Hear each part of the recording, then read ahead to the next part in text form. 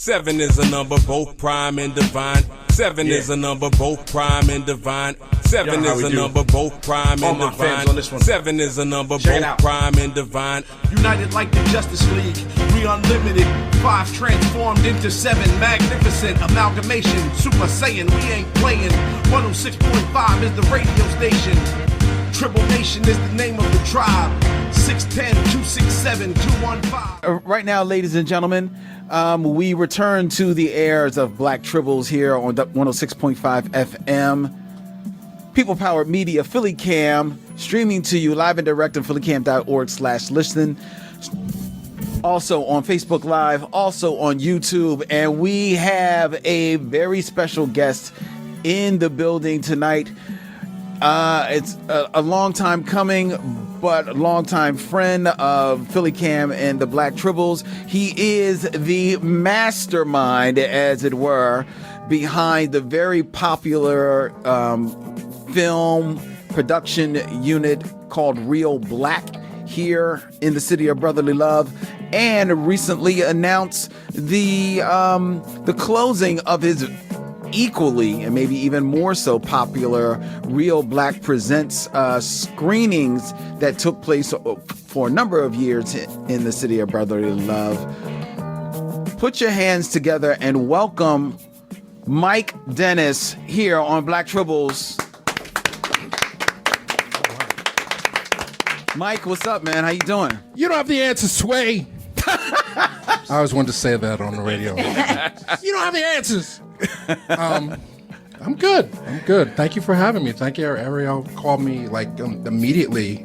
It's weird. I mean, it's like, I'm very, very big on YouTube, but very low on other social media platforms. So like the announcement of of the closing, and we had a nice write-up, not only in the Tribune, but on Thursday in the Inquirer. In the Inquirer, yeah. When I posted that, it was like the most liked photo that I put. I don't know what to make of that, but it's I got the most likes for closing, so but it was, I felt a lot of love, and it was 15 years and 11 months of doing monthly screenings. So I don't have the exact number. I was trying to find my spreadsheet of all the shows, but hundreds of movies I curated, and thousands of ticket giveaways, and hundreds of DVDs and stuff. So that's a big weight off my shoulders to have to shut it down. But.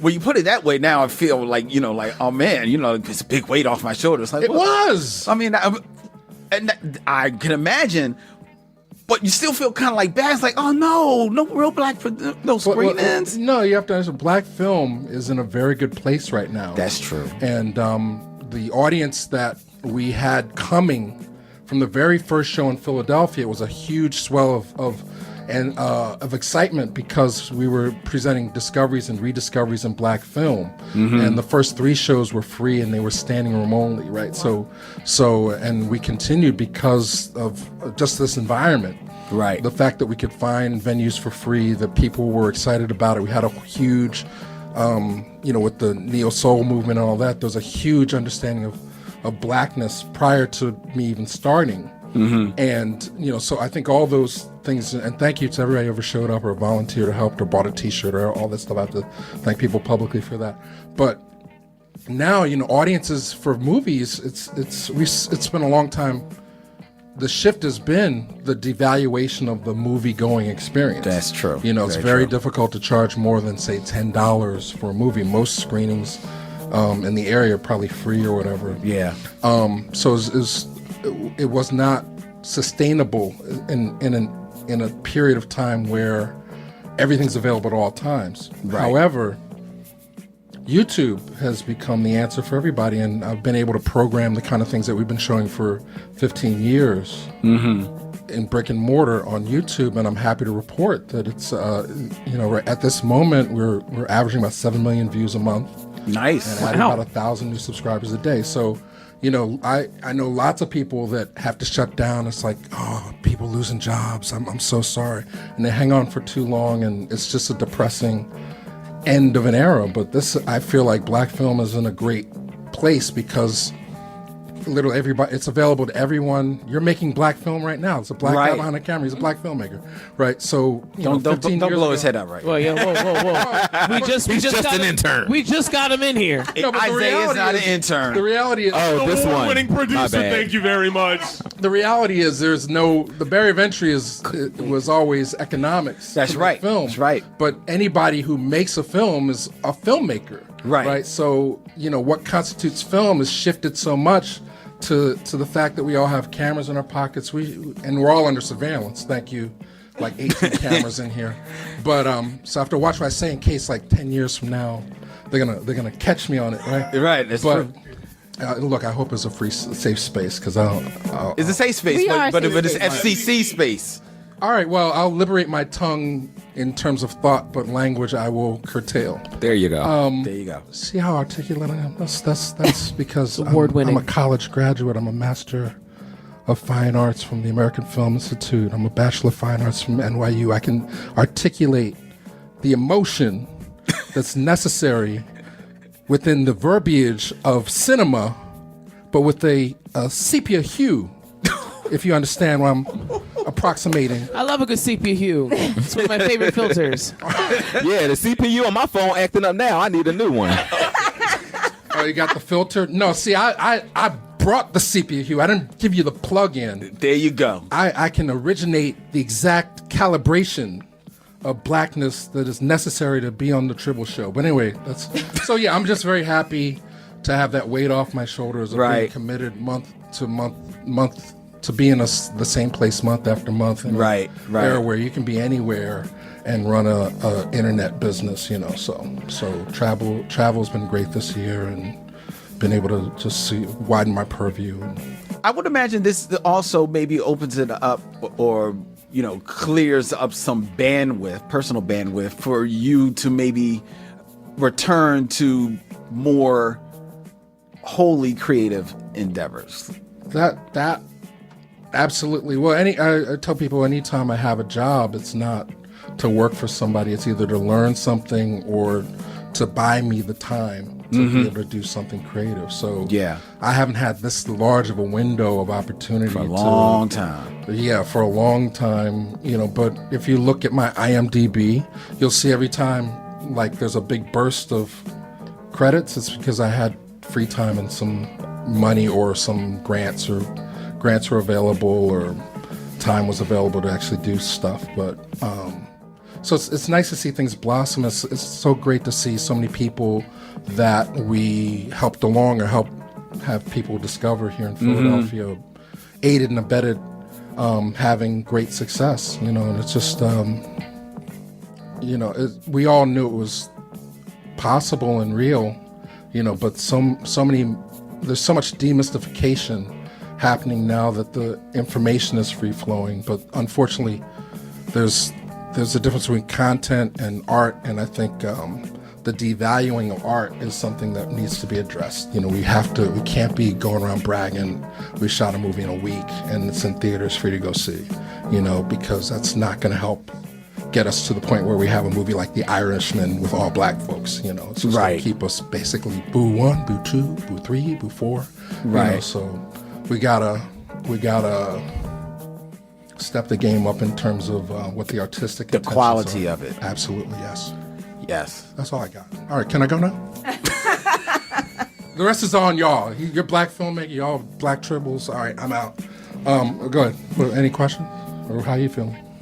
Oh, I'm feeling fine. It's good to see you, Len. It's been a while. Mike. Yeah, when we did the podcast, but it's been a long time since Tribbles. I think it was in Germantown. Yeah, way back. Yeah, that was crazy. But I hope that tape got burned, lost in the flood. No, that's in the archives, bro. Oh God, you guys! It's got. That was like Drink Champs. I don't know what was going on. Well, if you find it in the archives, good for you. But yeah, it was a crazy night. Anyway. It was a crazy night, but thank you for returning to the show. You were talking about how black film is in a good space right now. I actually just watched a real recent black film, The Last Black Man in San Francisco. Okay. And I have to say, talking about stepping the game up, I felt that was a movie that went for it. went for changing the conversation? Well, it was problematic for me, quite frankly. But really? In a lot of ways, yeah. Because not because of the artistic merit of the film or anything that the filmmaker wanted to say, but I think, first off, I mean, it's very literal. It's like this literally is the last black man. There's no. Me and Charles, my podcast partner, we're very tuned into the representation of black men on film, and the need for, if we're going to heal our communities, we can't necessarily always buy into films that represent blackness but don't really deliver the emotional exchange. Yes. So the reason I love movies so much is because it takes me into another world, as a portal truly into another times and places and other people's experiences, and you get the catharsis. Now that catharsis was certainly there. Yes. When the movie evolves, but I think there's a lot of movies out right now in terms of the theatrical space that are financed simply to alleviate white guilt. It's like I walk in and I walk out, I feel nothing from me, but I feel like this was something that was validated by white dollars. So right now we're in a whole social justice cycle, and it's sort of like woe is me, woe is me. I was so happy this year when Eddie Murphy came back and he did the Dolomite, because I feel like the thing that's always missing from these slavery movies and stuff and the civil rights stuff is the joy, the fact that we use humor to heal ourselves through so much of this, and music to heal ourselves through so much of this. But the only time we're represented in this grand space is like we're getting our asses kicked, or it's like, really problematic. Remember FCC, bro. That, in this movie, it's not overt, but the bromance is kind of gay, since San Francisco. Talking about last I'm sorry, going back to Last Black Man. And then the only other male characters are gangbangers, or Danny Glover is literally not only old, but visually impaired. Yes. And then they just leave. It's like they just disappear for like half the movie. And I'm like, wait, aren't you supposed to be caregiving for this blind guy? There's structural issues with that movie as well. But, in my mind, I just want to see more black love on screen. I want to see us healing ourselves and not just pointing the finger at one another or whatever. And I think it's gotten very segregated in terms of how people identify with themselves through this media, and until we're in a position where we're financing this stuff, we're not necessarily having to go through these Sundance Mills or the studio system, or just like putting stuff out that we think is going to win awards. Right. Really providing some value. I think the eyeballs that are intended are not going to get to it. I live in North Philly, ain't nobody watching The Last Black Man in San Francisco, So I don't know. It's just very problematic for me if we're going to put that one up as one of the better things this year. But I'm not going to turn this into the Michelle mission, because the Tribbles. Wakanda forever. Will get upset with me. So I'm not going to go there. But. Okay, fair enough. No, I mean, look, but it's an artistic statement, and he's entitled to it. I took a lot of heat defending the Tubman movie as Casey Lemon's artistic statement. Everybody, back 30 years ago, there was only one flavor of blackness, and we all had to identify with it and align with it and stand behind it. Now we all feel like we have the right to criticize, defend, support our specific flavor of blackness, our specific frequency, our green hair, our dreadlocks, whatever it is. And that movie didn't have no dreadlocks. How dare you? So that was just my little personal observation about that particular film. Not that it didn't have the right to exist. It's just, you have to look at who's financing these things to really understand how it gets to your table. Like Slave Play was another movie or play that's on Broadway now. It's like, this really isn't for me. It's designed for people that are going to pay money, $100 to go see a Broadway play. So that's the question mark. How do you feel about the celebration of Tyler Perry opening up Tyler Perry Studios? He did it the right way.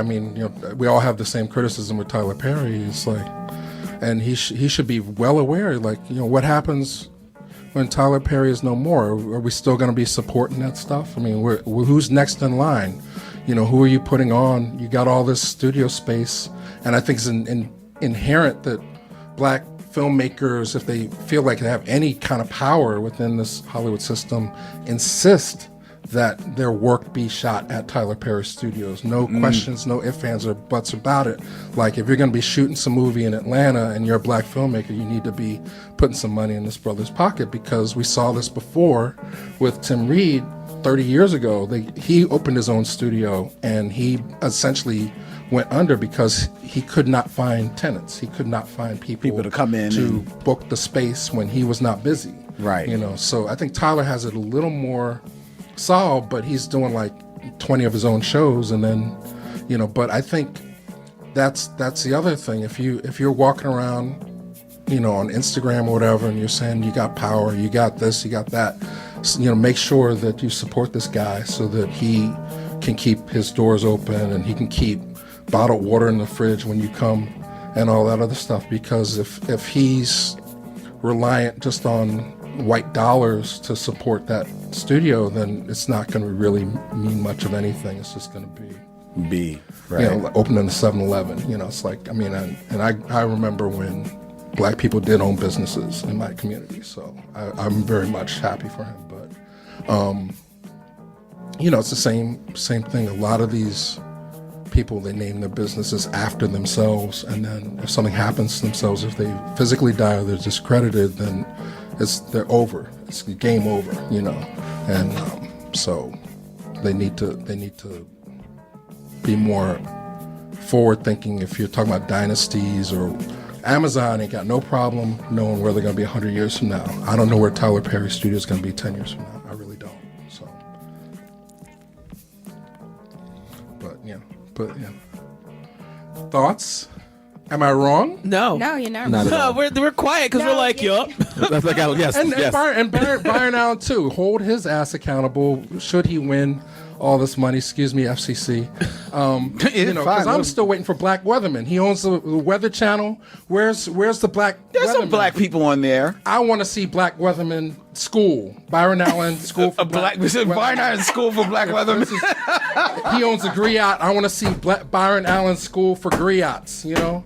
But just don't ownership in name only. Come on, you know, we don't know the whole story, you know. So that's that. He could be a front like Jay-Z. Oh, I own the Knicks or whatever it was. The Nets. The Nets. I own the Nets, and then it's like he only had like 1%. He sold that to some Russian guy. So you know, don't buy into all this hype that you know, get caught up in all that stuff. When you start seeing people with jobs and pay stubs.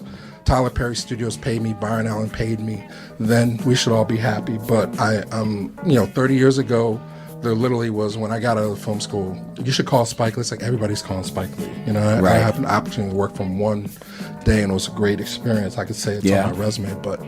But now, like I said, we're in a great space because you got, you know, beyond content creation of your own, you literally have 30 people with deals that you could actually intern from, you know, and learn from, and come up the ladder. You don't have to feel the pressure to have to do everything job yourself and write it yourself. And even if you have a great idea, maybe there's somebody that you are working alongside that can help you make that idea even more real. So yeah, I'm happy to let this go, you know, because it's a great space. Okay, well then I will no longer feel bad for you. Huh? Yeah, we were all like, womp, womp. We all felt real bad. Well, because I don't have a job no more? Well, okay. I think it's not just, you know, sometimes it's something that's good for you. The public is just responding to the loss of it. You know what I mean? So it's just like knowing. Well, you can't stop it though. No, you can't stop it. But I'm just saying. So for the sadness, I think sometimes it's like you're talking about it, and we definitely understand that things change. How people consume media has changed, and so that means you need to adapt and respond. But then just the fact of these screenings not happening, there's just sadness in that, because it's like, oh man. Well, yeah, we need a communal space, and I trust that it's gonna maintain itself in a way. it's unfortunate if you made a whole list of all the stuff that we don't have anymore as a result of technology in the last 10 or 15 years. It would make anybody very sad and disappointed, but the fact of the matter is, we here in Philadelphia, in terms of creativity, we've always been ahead of the curve because we've always had to think outside the box. If you're committed to being in Philly, you have to think underdog, you have to think, let me be original, let me be different, with my good fortune, being different and being persistent about it, for right now, it's paying off. It's giving me a great window of opportunity. And I think that opportunity is for everybody. And people have to understand it's a global thing. It's not just here in Philly, but literally, this as we're broadcasting here on the World Wide Web, you said it was invented, 30 years ago? Yeah, something like that. Yeah, relatively recently. Anybody who can understand English can have access to what we're doing right now. Yep. Instantly. So I think the biggest crime the biggest crime is if you just still think in terms of even 5 years ago. I think you have to project yourself into the future and what does all of this mean? You all right over there, Kennedy? Yeah, I just, putting a number on how old the net is just, messed me up a little bit. Oh, well, time. I mean, we obviously, right? Like, it has to been in the recent past. Recent, right. But to know that it's got that many decades just effed me up a little bit, guys. Sorry, I'm back. You're surprised that it's that old? I'm surprised that I'm that old. I guess that's what it is. That's at the end of the day. It's like, no, it's more me. It's more me. Yeah. Yeah. Well, that's the one thing. I have gratitude. I grew into the technology. I wasn't born into it. So it's at snail's pace. Actually, when you said Zune, I was like, I remember when MC Breeze got a big check from Microsoft because they used his song That's in a right. Zune ad or something. I was like, wow, was that long ago? When they were introducing the product and everything. So I don't have, I remember 8-bit Atari, that kind of stuff. So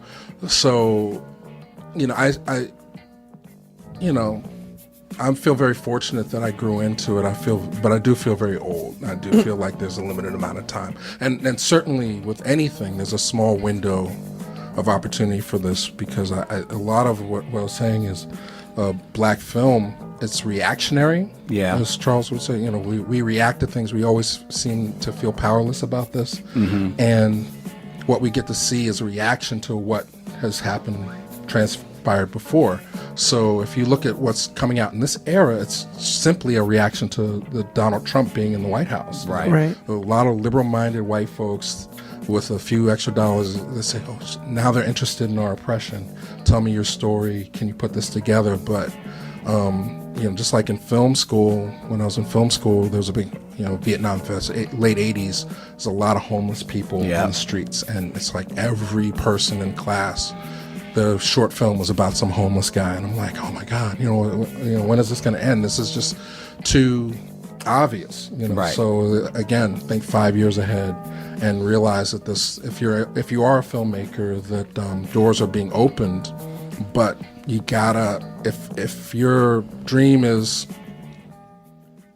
globalization of this movement, you gotta make money for somebody, or you have to be self-sustaining in a way like Tyler Perry was, where he could create his own studio, his own table, and his own lane, But a lot of this stuff is going to be gone in 2 years. No one wants. I don't even want to hear about it now. Some of this social justice stuff. I don't like to wake up every morning and get on Instagram and hear about some dark, depressing thing that I have to identify with simply because I share the same skin tone. What we do on YouTube is just celebrate the joy of our creation, our creativity, our ability to just manifest things that nobody ever thought of, So that's what I love every day, is just like sharing that kind of stuff. Like, we just put up a Frankie Lyman video and the conversation's going off the chain, So, nice. But how many people thought about Frankie Lyman today, right? Exactly. So that's what I do now. Do you have any creative pursuits of your own that now you've got the time for? You can write that feel-good Black Boy Joy movie? Yeah. Black Boy Joy. Oh my goodness. That just put like I just flashed the poster in my head. Black Boy Joy. It's a thing. Just like Black Girl Magic, Black Boy Joy. Magic, okay. Black Boy Joy. Yeah. That's interesting. that should be a movie or a boy band. You know, so like just called Joy. 5 of them doing the music choreography at once. The musical youth story. That would be my thing. What happened to those guys? You know, but I don't know. I you know, my main intent right now is to go back to the creativity. Like I said, I'm a trained filmmaker. You know, and a lot of the people. Shout out to Todd Phillips. You know, just won. I guess Joker is your movie, right? So, you know, he was a classmate of mine at NYU. And the very first film festival I ever programmed, he actually created the New York Underground Film Festival. I worked with him for 2 years. So, cool. So I'm very happy to see him. But, you know, he's got more money than me, but there's a reason.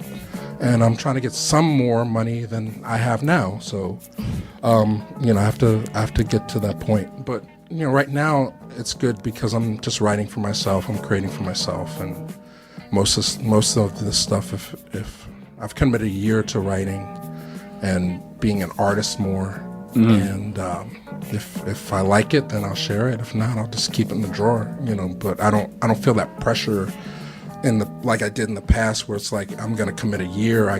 This has got to turn over into something, right? You know. And I notice also a lot of the people that I brought, you know, to town for different movies, a lot of the more interesting successes were things that people didn't even anticipate at that moment. Sharing. Right. Like you talk about, you know, you have to keep your day job. Basically, Jordan Peele with Get Out, he had it in a drawer.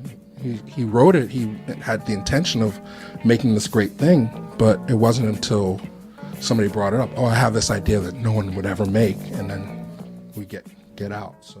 Right. So I'm just trying to liberate myself from all the commercial stuff, not be too bugged out, be realistic, entertain myself for a year, and then, you know, we'll see what happens. But, yeah. That's good. I feel like the worst thing that could happen to an artistic person, artistic mind, creative endeavor is capitalism, right? Creating art for the sake of it to be sold and letting that be what determines, you know, what is good and what isn't, right? There's plenty of things that are marketable.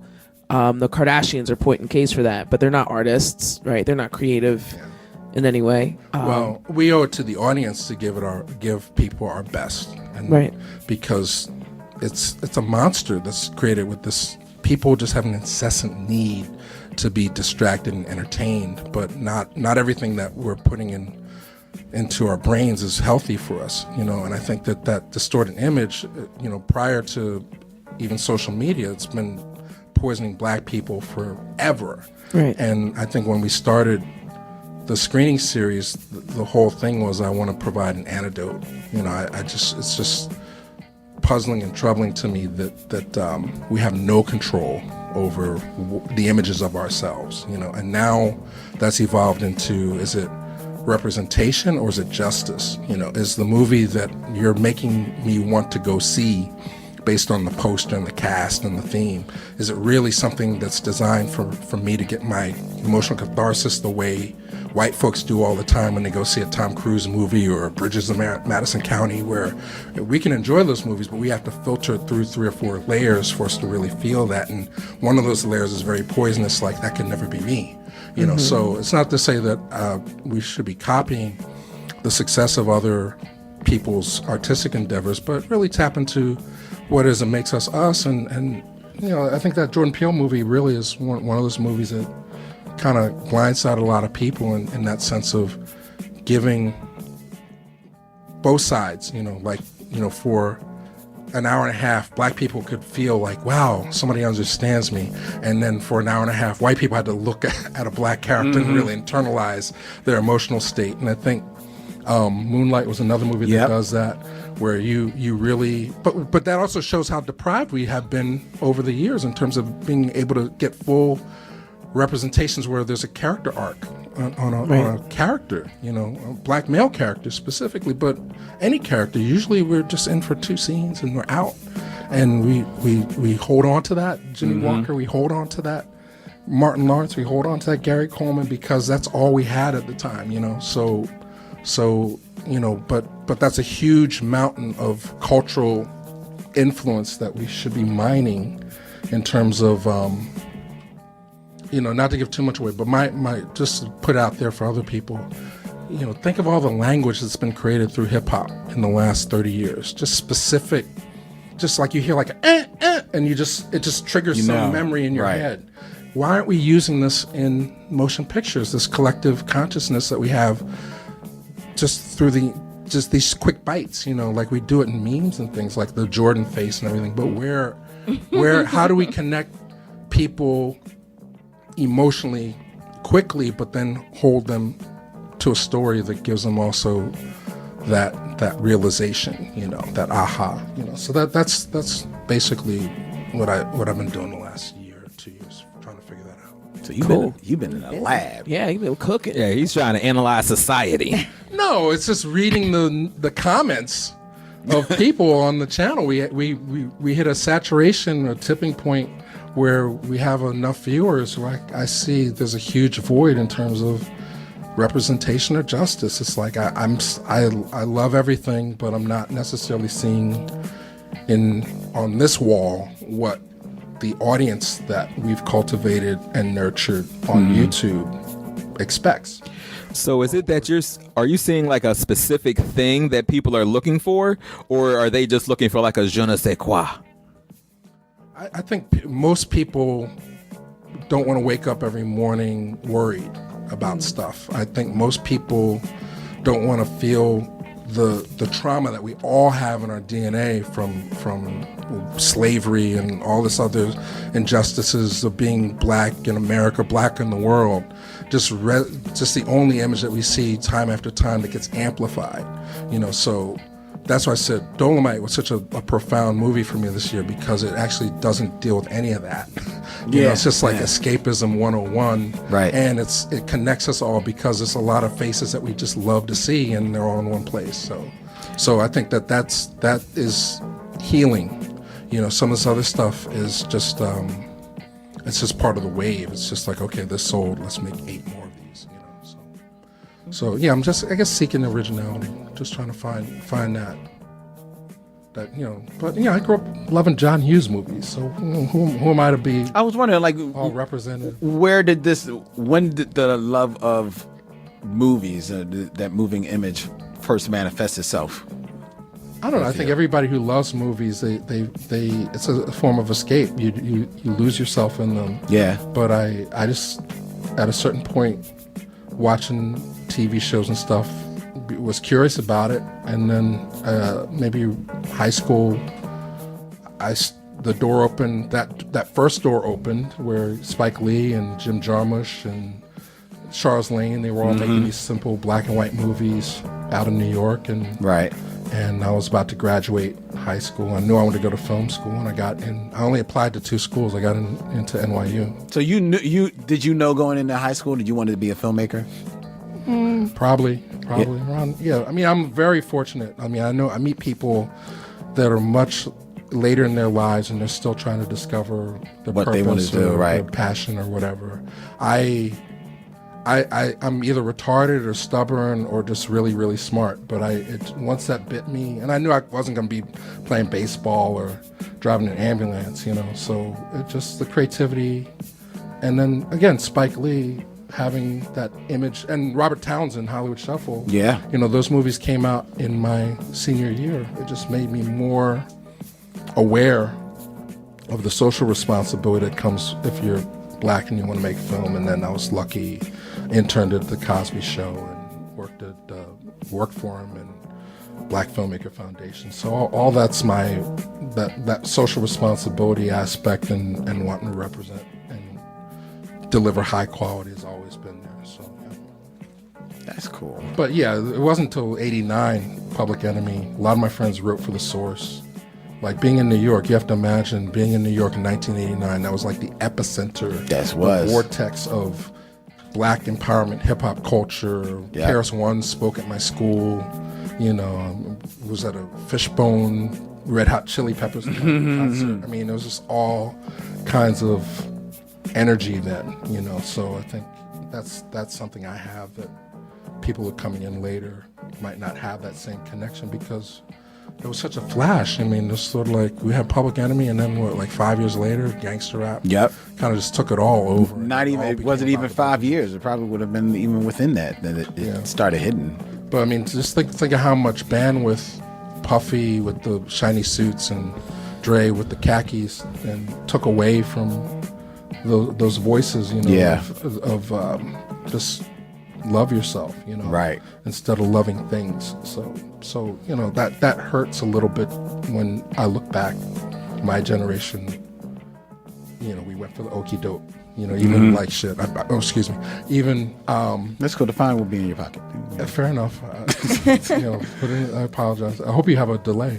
But you know, just like going Ice Cube on vinyl to Are We There Yet is a big question mark. What happens when you get super popular and all that? I mean, you can make an argument that he just wanted to make entertainment for his kids, but you know, kids will never know what Ice Cube was really about. Right? No, never. Mm-hmm. And they wouldn't believe it if you told them.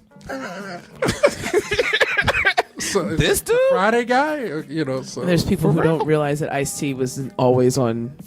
Was it Law and Order? He's on CSI. SVU. SVU. Yeah. They don't know about Cop Killer.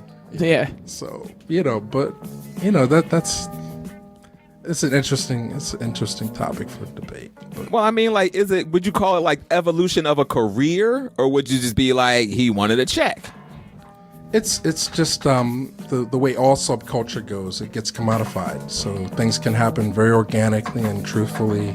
And the minute somebody, like you said, capitalist dollars comes in and figures out a way to make it for sale, then things lose their. It's very hard to keep the true essence of things, you know. And also true. You know, I always point to the movie Paris is Burning as a prime example of that, which we actually got into the National Registry a couple of years ago. It's a great documentary. It's about the gay bar, the gay Vogue scene in Harlem. Yep. And these people were just among themselves creating all this culture, and then Madonna shows up, puts it in a music video, and now it's like commodified, you know. So either you jump on 20 years later, Pose happens. Well, Pose is back, yeah. They bring it. Well, that may be more legitimate representation in a sense, but the Madonna, absolutely.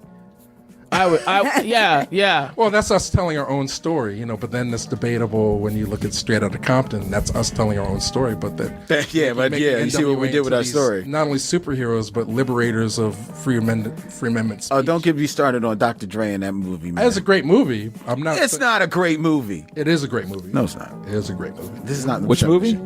Well, what's funny is I just listened to that episode of the Michelle Mission today, so as soon as it came up, I was like, Len does not like that movie. But I know all of Len's thoughts about that movie. Well, but I mean, you know, it's just when the lion can tell his own tale, then it's a little bit better for us. But it's better for the lion too. Well, I guess but the issue with that is, with Straight Outta Compton is the women's stories that were left out. Well, they're gonna leave something out anyway. Yeah, so. but I think that is whenever we talk about black film, I think I get frustrated with it because it's like, is it a black film if it erases the stories of the black women? And I feel the same thing about. I had that same point with Get Out. Yeah. Even though I love Get Out, it is an excellent movie. But then when you take a step back and it's like, okay, but where do we give space to the black woman? And you don't. And so again, it's like, so is it a black film if you're not including the experience of a black woman? Well, and with Straight Outta Compton, it's like, I mean, we know who Dr. Dre and all them were, and there is this aspect of hip hop culture that is demeaning to women, and they were demeaning to women, but yet they still get to be the heroes.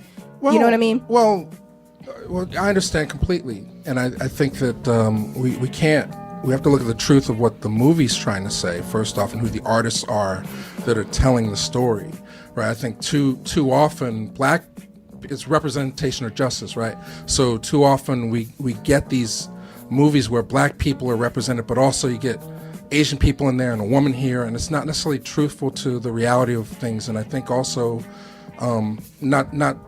not putting Straight Outta Compton in this equation, because that is a very specific thing.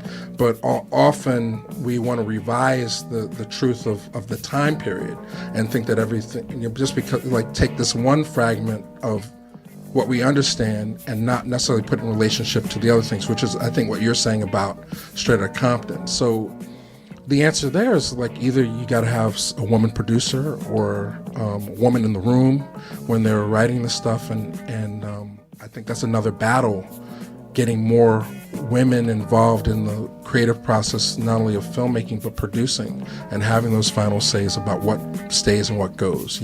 But at the same time, you're not going to please everybody, right? So I think the justice is getting a Sister D. Barnes movie made, or a Queen Latifah movie made at the same time that we get to see these super heroic Compton people. Because if I look at the movie, it's very unbalanced in the sense that these guys were really poisoning the community in their struggle or whatever it is. So if you don't have the distance if you weren't there at the time and you're just watching the movie, you're thinking they did all of this.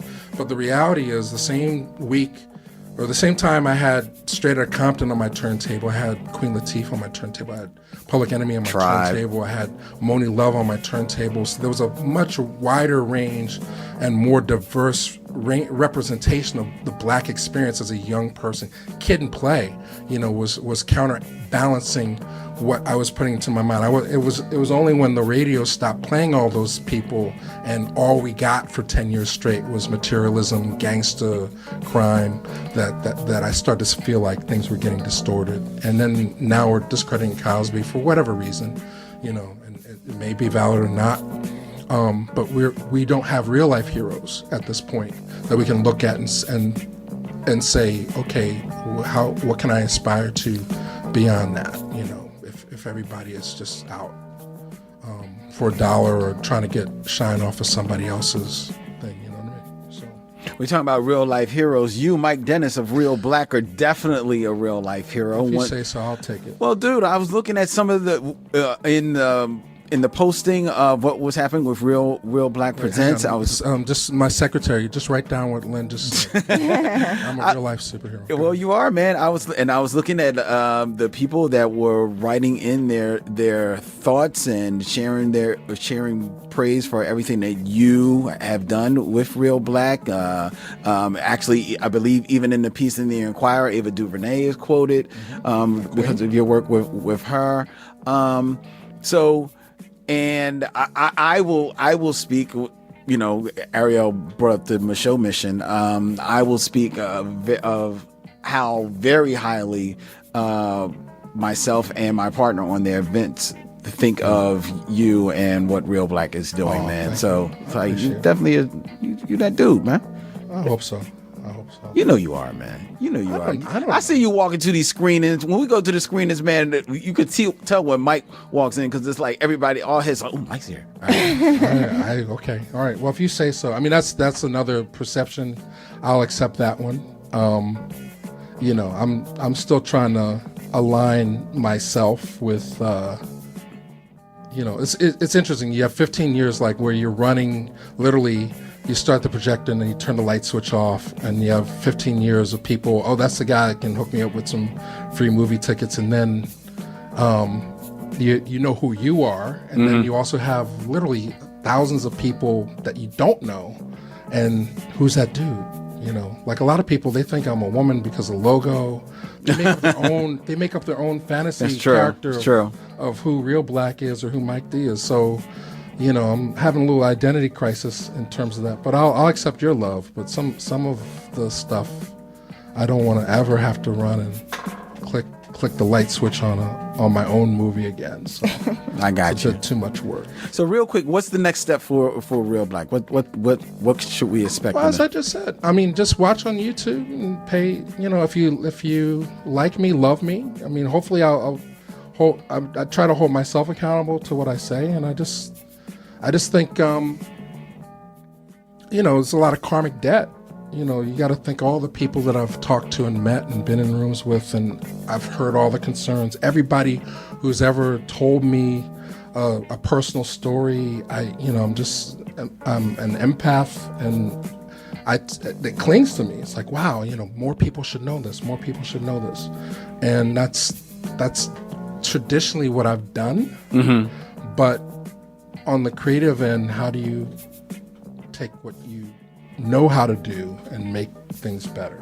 So, like I said, I don't want the whole pie or anything like that. But I feel like the only way I have the right to complain about anybody else's work is if I share work. So the Rakim has a new book out. It's like, is this the best that you can make? So that's my feeling most of the time when I go see these movies. Is like I'm in a cipher. I want to be a part of this conversation, and I'm giving myself a year to kind of figure out what that would look like in terms of something that would be entertaining and not just content driven, but that you would actually pay, that people, white folks out there would actually give me money to go and make with my black friends. So what's the podcast that you're running, and where can people find it? Well, everything's on YouTube at ReelBlack, ReelBlack. But I'm working with my podcast partner. We do conversation. We talk on the phone all the time, but occasionally we record our conversations and share them around topics. And we call that either Talking Black with Charles Woods or the ReelBlack Podcast. And those, you can just Google that and find those things. Anytime there's something hot that comes up, we'll do one of those. And then he's working on several projects. The Technology book, which is his magnum opus about how